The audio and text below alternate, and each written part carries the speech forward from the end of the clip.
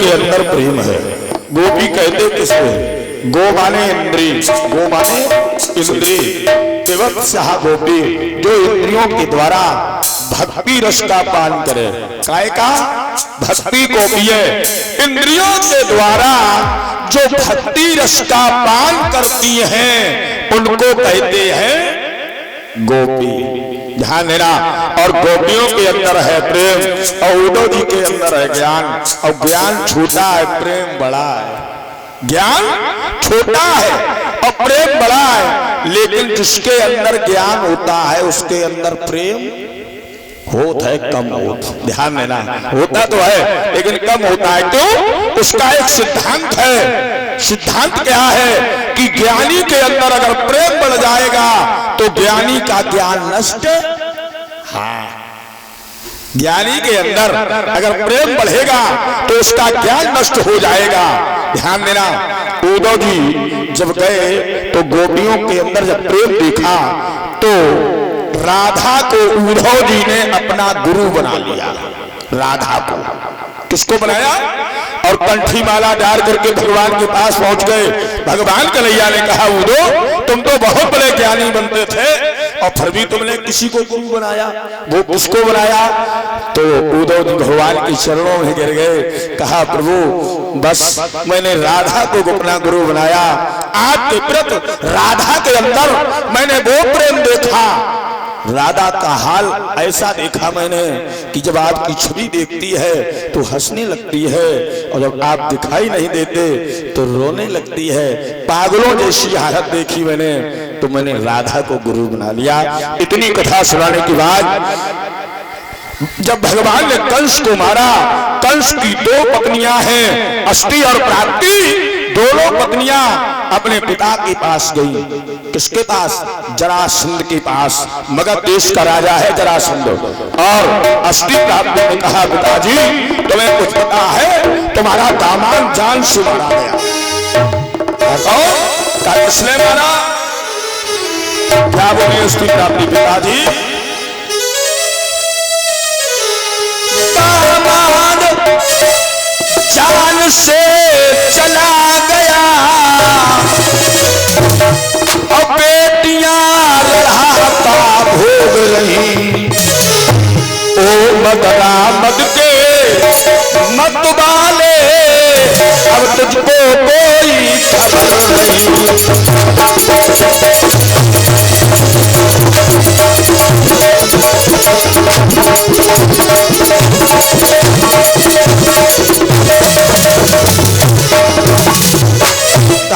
दामाद जान से मारा गया।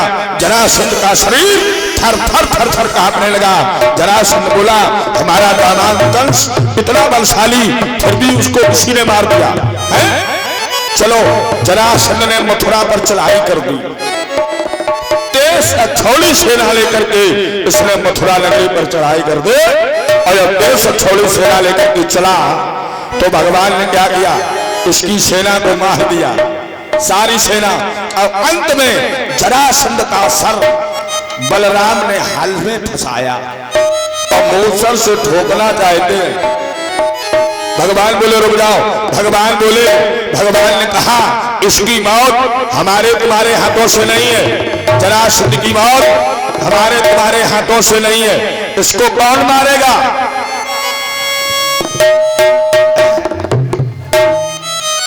भीड़ हुई है तब पीछे लगाए।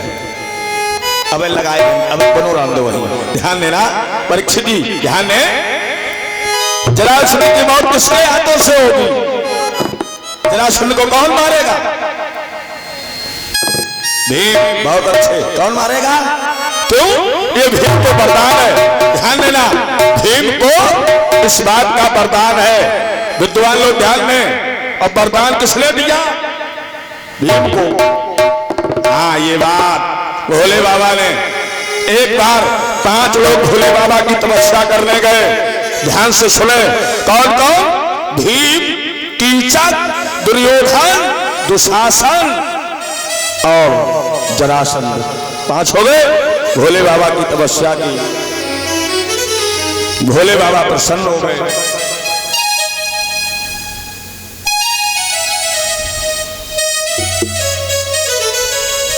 ध्यान देना। और जब भोले बाबा प्रसन्न हुए हैं तो भोले बाबा ने कहा वरदान मांग लो। तो इन लोगों ने ये कहा कि आप जो दे दोगे हम वही ले लेंगे। तो भोले बाबा ने, ध्यान देना, इन पांचों को 10,000 हाथियों का बल दे दिया।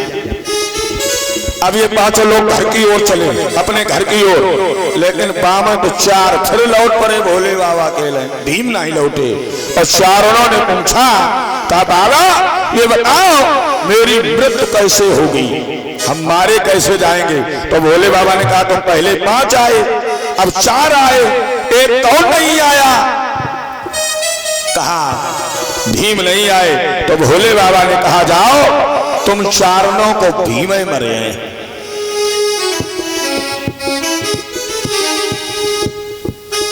तुम चारों को मौत भीम के द्वारा होगी।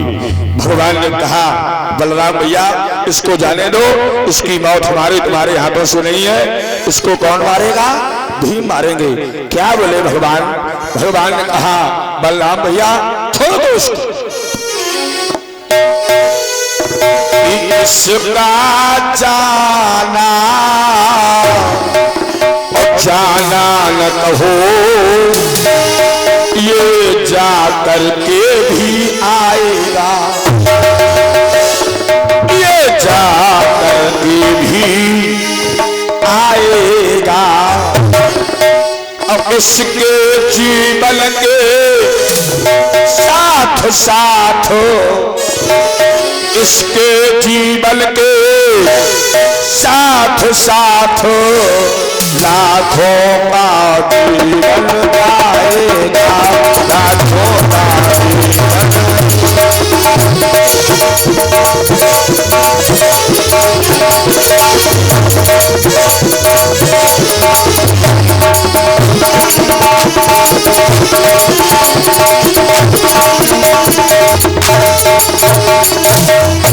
इसके जीवन के साथ साथ लाखों का जीवन जाएगा।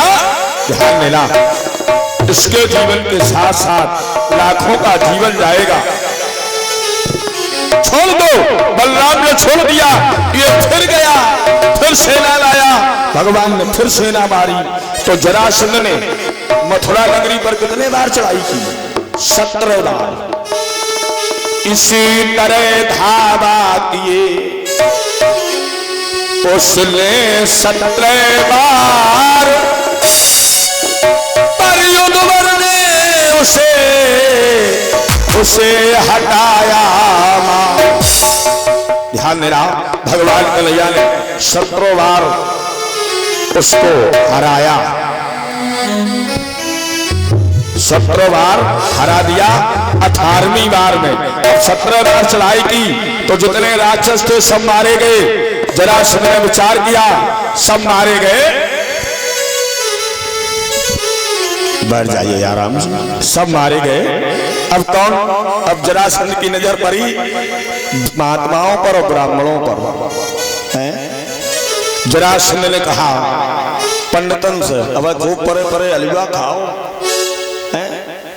महात्माओं से कहा चाहे दाढ़ी वाले बाबा हो चाहे मुड़िया बाबा, सब चलो भगवान से युद्ध करने के लिए।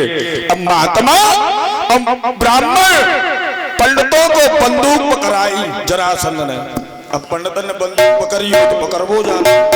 पंडित महात्मा बंदूक पकड़े, और बंदूक कैसी पकड़े, उल्टी नली करे अपने गाय और बेटी करे आगे। ध्यान देना। और महात्माओं ब्राह्मणों के पैर कप रहे हैं भगवान से युद्ध करने के लिए। विचार किया हम उनके भक्त हैं, हम युद्ध कैसे करेंगे भगवान से। तो भगवान ने देखा कि ये सब हमारे भक्त हैं, तो भगवान ने रण छोड़ दिया। भगवान रण छोड़ गए, भगवान भागे।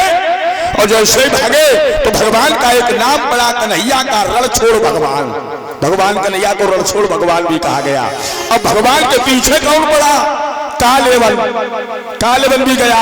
तो भगवान एक गुफा में घुस गए भगवान कृष्ण, और जिस गुफा में महाराज मुचकुंद सो रहे हैं, तो भगवान ने अपना पीतांबर मुचकुंद के ऊपर डाल दिया। अब भगवान हो गए अंतर ध्यान। कालेवन ये समझा कि ये कन्हैया लेता है। तो भगवान समझ करके मुचकुंद के लात मारी, और जो लात मारी मुचकुंद की जगह मुचकुंद की दृष्टि कालवन के ऊपर पड़ी तो ये जल करके राख हो गया, क्योंकि मुचकुंद को ये वरदान लगा है। जब भगवान राम ने लंका पर विजय प्राप्त की तो मुचकुंद जी भी साथ में थे। तो मुचकुंद जी ने भगवान राम से कहा, प्रभु हम युद्ध करते करते थक गए, अब हमें नींद लगी है। तो भगवान ने कहा, सो जाओ, और तुम्हें जो सोते से जगाएगा वो जल करके राख। आज भगवान ने मुचकुंद को जगवा दिया और कालवन को मरवा दिया। ध्यान देना, जरासंध है क्या? विद्वान लोग ध्यान में, जरासंध किसे कहते हैं? जरा माने होता है बुढ़ापा। परीक्षित जी, जरा माने बुढ़ापा और संध माने जोड़। संध माने जोड़। बुढ़ापा शुरू कहां तो जानत? हाँ, पर्यंत बहुत अच्छे। अगर परियां पिरान लगे तो आप ये समझ ले कि बुढ़ापे को पहलो नोटिस। लोग महाराज पंडित जी रोटी तो 10-12 खाए ले, लेकिन परियां काम नहीं करती हैं। तो ध्यान दें आप लोग, अगर परियां ग्रहण लगे तो समझ लो बुढ़ापा बिल्कुल नहीं है, काम शुरू है बुढ़ापे का है। ध्यान देना, जरा माने बुढ़ापा और शब्द माने जोड़। संध माने अब बुढ़ापे पर अगर सेवा करने वालों कोई नहीं है तो दशा बहुत खराब होती कि नहीं? देखा है मैंने, बुढ़ापे पर अगर सेवा करने वाला कोई नहीं है तो दशा खराब है। हो क्यों? मानसकार कह रहे हैं कि बुढ़ापे पर कितन बल घटे अब गिरे सब दाता। बुढ़ापे पर शरीर का बल घटता है, अब गिरे सब दाता। अब दांत जात गिर, और जब दांत गिर जात तो पेट भरत नहीं। बुढ़ापा शुरू, तन बल घटे गिरे सब दाता, और डगमग चलत। मानसकार कह रहे हैं न पूछत बाता। अब बुढ़ापे तो कोई नहीं पूछत कहां ते आए और कहां चले जाओ। अब बुढ़ापे पर थोकत बहुत श्वास है भारी। बुढ़ापे में थूक बहुत निकलत है। अब वही घर में थूक तो डरन लगत, तब बहुए कहती देखो टुकड़ा कैसे उम्र हो जात है। हम पूरे दिन झाड़ू लगा मैं, पोछा लगा मैं, ये थूक तो घर में देखो। जबकि उसने बनवाया घर मेहनत करके, और उसके लिए क्या किया जाता है? थोकत बहुत और श्वास है भारी। और सांस जल्दी जल्दी आओ, श्वास क्रिया। और तीनी खाट द्वारे जा। अब बहुए का काम नहीं, इनकी 4-5 सड़क में डाल दे हुए मरे हैं। हम पूरे दिन सफाई करें, अब ये दोनों लोग थूक थूक गराइम धरे, इनकी 4-5 उधर डालो सड़क पर, कोई खूब मरे हैं। बहुए क्या कहती हैं कि इन बुढ़ऊ की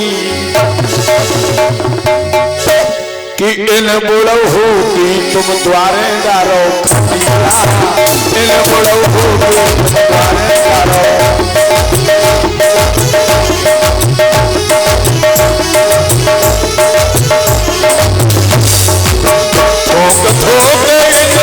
हर भर दीनो,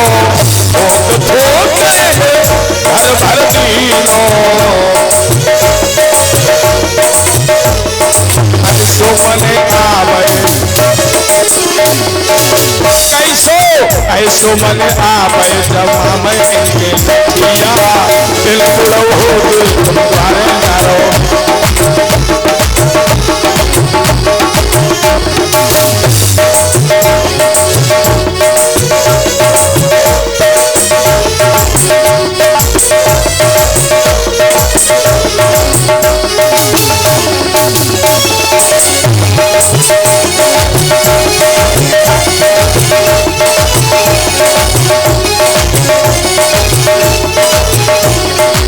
ध्यान देना, ये है जरा मैंने बुढ़ापा। माने जोड़। और मैंने बताया कि मथुरा क्या है, शरीर रूपी मथुरा है, और शरीर रूपी मथुरा पर बुढ़ापा 17 बार चोट करता है। कितने बार? शरीर रूपी मथुरा पर बुढ़ापा जो है मैंने जरासंध 17 बार चोट करता है, और 18वीं बार में वो विजय प्राप्त कर लेता है। 18वीं बार में गोविंदाय नमो नमः, ध्यान देना, 18वीं बार में उसकी विजय होती है जरासंध की, ध्यान देना। इस तरीके से आज भगवान कन्हैया ने देखा कि अब मथुरा नगरी पर रोज उपद्रव होते हैं। भगवान ने सोचा अब हम मथुरा में नहीं रहेंगे। कन्हैया ने कहा हम मथुरा में अब नहीं रहेंगे, तो भगवान कन्हैया ने विश्वकर्मा को आदेश किया। किसको आदेश किया? विश्वकर्मा को। और विश्वकर्मा से कहा जाओ एक नगर का निर्माण करो, नगर का। तो विश्वकर्मा ने नगर का निर्माण किया। मैंने बताया कि विश्वकर्मा ने द्वारका का निर्माण किया, विश्वकर्मा ने लंका का निर्माण किया, विश्वकर्मा ने बलि के 52 दरवाजे का महल विश्वकर्मा ने बनाया है, और जो पांडवों का महल बना अभी सुनाएंगे महाभारत में, विश्वकर्मा जी ने बनाया।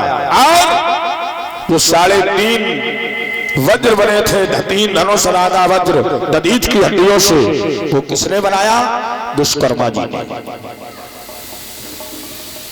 विश्वकर्मा जी से कहा भगवान कन्हैया ने कि समुद्र की टापू पर नगर का निर्माण करो। तो विश्वकर्मा जी ने समुद्र की टापू पर नगर का निर्माण किया। अब भगवान कन्हैया ने क्या किया? भगवान कन्हैया ने सबको सोते से उठाया मथुरा से और द्वारका में प्रवेश कर दिया। और जब द्वारका में प्रवेश कर दिया, सोते से उठा लिया माया का सहारा लेकर के, और सब द्वारका में जब पहुंच गए तो सुबह दरवाजा ढूंढे नहीं मिला। कहा द्वार कहां, द्वार कहां, द्वार कहां? तो नगरी का नाम पड़ा द्वारिका। क्या नाम पड़ा? द्वारका।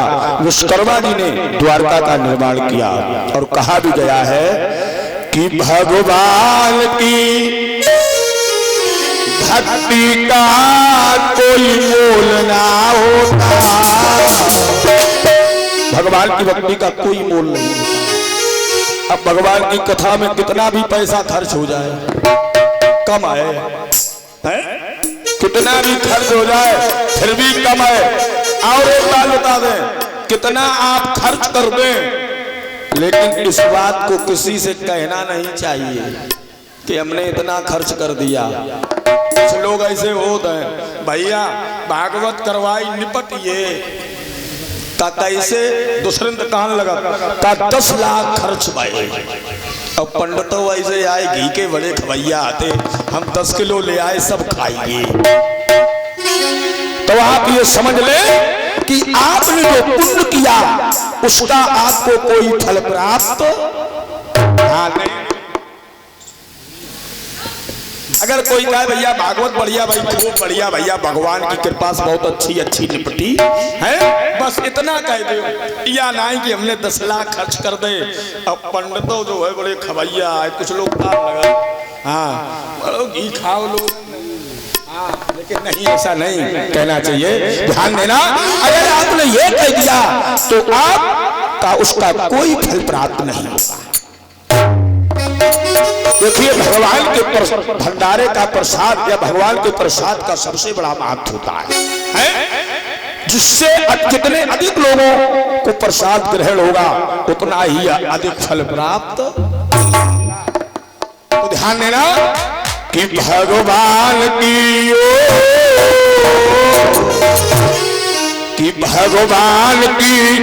भक्ति का कोई मोल ना होता, और विश्वकर्मा जी ना होते सूरज डोल ना होता, विश्वकर्मा जी ना होते सूरज डोल ना होता, विश्वकर्मा जी ना होते सूरज डोल ना होता। भगवान की भक्ति का कोई मोल ना होता, विश्वकर्मा जी ना होते सूरज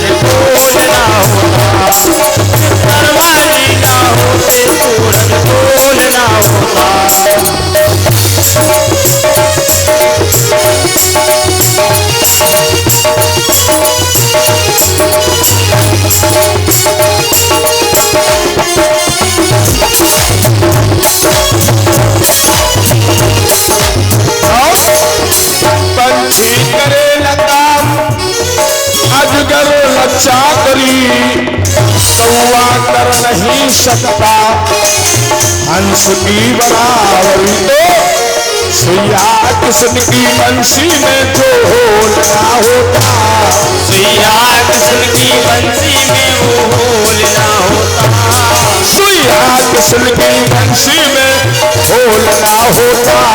विश्वकर्मा जी ना होते सूरज बोलना होता, हमारे ना होते सूरज बोलना होता, हमारे ना होते सूरज बोलना होता।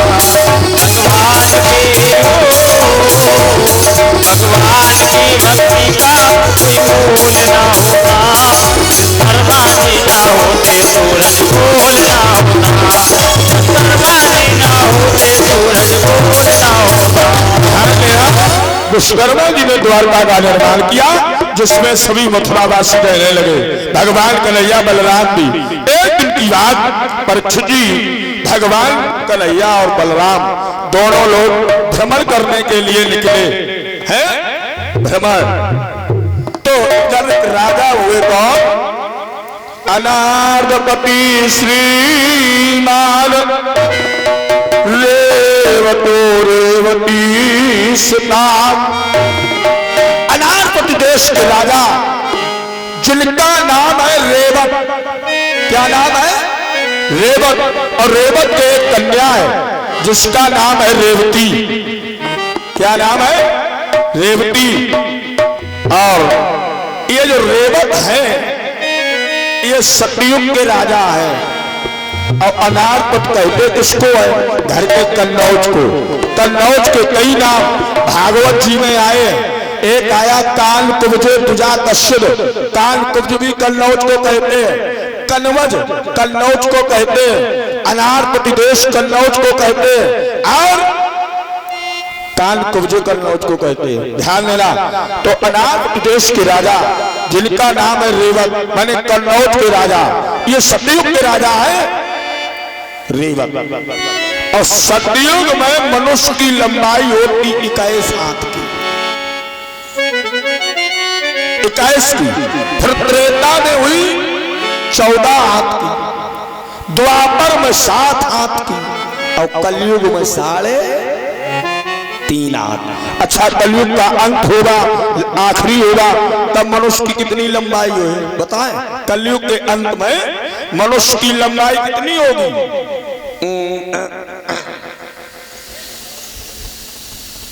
आराम से बैंगन के पेड़ के नीचे 4 पाई डाल के सो। और मनुष्य की पूरी उम्र कितनी होगी? 25 वर्ष की। 25 वर्ष में जन्म जवानी बुढ़ापा काम खत्म। ध्यान देना। अब ये राजा रेवत सतयुग के हैं, इनकी कन्या रेवती सतयुग की। इन्हें कोई वर नहीं मिला, कोई लड़का नहीं मिला जो विवाह कर दे। देखो सतयुग बीत गया, त्रेता बीत गया, अब द्वापर चल रहा है। तो रेवत ने बलराम को देखा तो रेवती का विवाह बलराम के साथ कर दिया। और जब रेवती का विवाह बलराम के साथ कर दिया लेकिन जोड़ नहीं मिला, काय बेटे काय साथ की, अब ये 7 हाथ। पहले बलराम तो कोई दौआ कहता था, कोई बलराम भैया का। तो जब तक ये शादी भई तब तक सब बलराम के का कान लगे, ए लंबी बहू वाले, ए लंबी बहू वाले। बलराम जी ने कहा है तो आफत है। पहले भैया दौआ अब लंबी बहू वाले, और साचे लंबी। अगर बलराम भैया रेवती तो कोई बातचीत करो चाहे तो छत की अंटिया खड़े हुए तब कानन तक पहुंचे। एक दिन बलराम भैया को गुस्सा आई। अब बलराम भैया ने रेवती का सर हल में फंसाया और फिर मूसर तो ठोकन लगे। फिर ठोको, फिर नपे, फिर ठोको, फिर नपे, फिर ठोको, ठोक ठोक कानंत कर लो। लेकिन एक बात बतावे, यह कथा केवल सुनबे की है, करबे की नहीं है, केवल सुन ले। हाँ ध्यान देना, क्योंकि भगवान है समरथ। भगवान कैसे है? समरथ। और लिखा है कि समरथ तो नहीं दोष गोसाए, समरथ तो नहीं, समरथ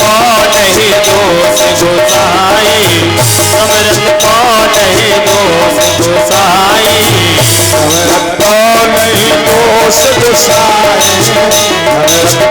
नहीं दोष गुसाई रवि पावक सुर सल की नाई रवि पावक सुर सल की नाई रवि पावक सुर सल की नाई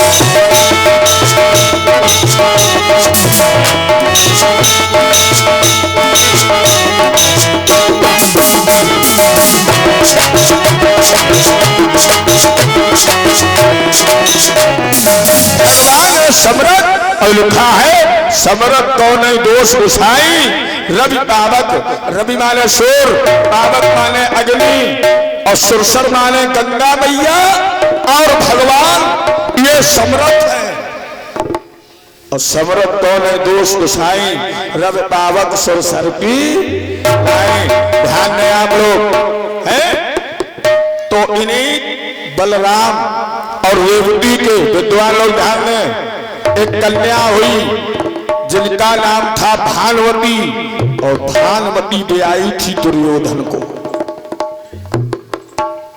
बलराम की पुत्री है भानुमती जो दुर्योधन को ब्याई है अब भगवान कन्हैया की बहन सुभद्रा अर्जुन को ब्याई है और उसको लेकर के महाभारत में कृष्ण और बलराम का युद्ध हुआ है बलराम थे कौरवों की ओर और भगवान कन्हैया थे इसी बात को लेकर के ध्यान देना इसके बाद परीक्षित जी ने प्रश्न कर दिया महाराज अब हमें ये बताओ कि भगवान कन्हैया का विवाह कैसे हुआ मैंने सुना है कि भगवान कृष्ण का जो विवाह हुआ है वो राक्षसी विधान से हुआ है? बताने लगे भगवान भीष्मक सुताम और रुक्मिणी रुचान राम राक्षसेन विधानेन उपरमेव इत विश्वनाम का मैंने सुना है भगवान भीष्मक सुताम रुक्मिणी रुचान नाम राक्षसेन विधानेन उपरमेव विश्वनाम का भगवान का जो पहला विवाह रुक्मिणी के साथ हुआ है वो राक्षसी विधान से हुआ है मैंने ये सुना है। तो भगवान प्रश्न किया जब सुखदेव जी से परीक्षित जी ने तो सुखदेव जी ने कहा सुनो राजा आसीन भीष्म को नाम राजा आसीन भीष्म को नाम विदर्पत्र महान वंश पंच भवन पुत्रा कन्या कहा मैंने सुना है। तो अब सुनो राजा आसीन भीष्म को जो राजा हुए भीष्मक उनके 5 पुत्र और 1 कन्या हुई और ये राजा कहां के हुए बोले ये राजा हुए कुंदनपुर के जिसको कहते हैं कुदरकोट उनके 5 पुत्र और 1 कन्या हुई पुत्रों के नाम रुक्म गज रुक्म रथ रुक्म बाहो रुक्म केशो रुक्म माली और 1 कन्या है जिसका नाम है रुक्मिणी रुक्मिणी छोटी है एक पंडित जी भगवान की फोटो लिए कन्हैया की प्रतिमा को लिए और पंडित जी भ्रमण कर रहे थे भगवान कन्हैया का प्रचार कर रहे थे। पंडित जी क्या कह रहे थे कि ब्रजभूम में हुआ है अवतार कन्हैया का ब्रजभूम में हुआ है अवतार कन्हैया का ब्रजभूम में हुआ है अवतार कन्हैया का ब्रजभूम में हुआ है अवतार कन्हैया का ब्रजभूम में हुआ है अवतार कन्हैया का ब्रजभूम में हुआ है अवतार कन्हैया का सौभाग्य है उन्हीं को हो दीदार कन्हैया का सौभाग्य है उन्हीं को हो दीदार कन्हैया का सौभाग्य है उन्हीं को हो दीदार कन्हैया का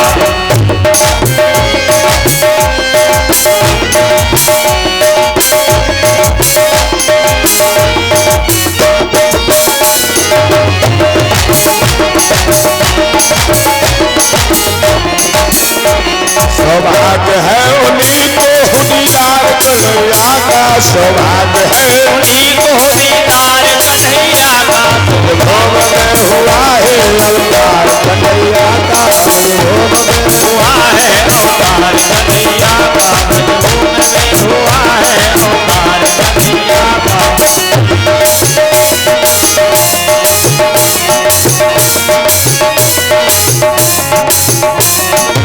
हाँ मेरा कंजू जी भगवान की फोटो लिए कह रहे थे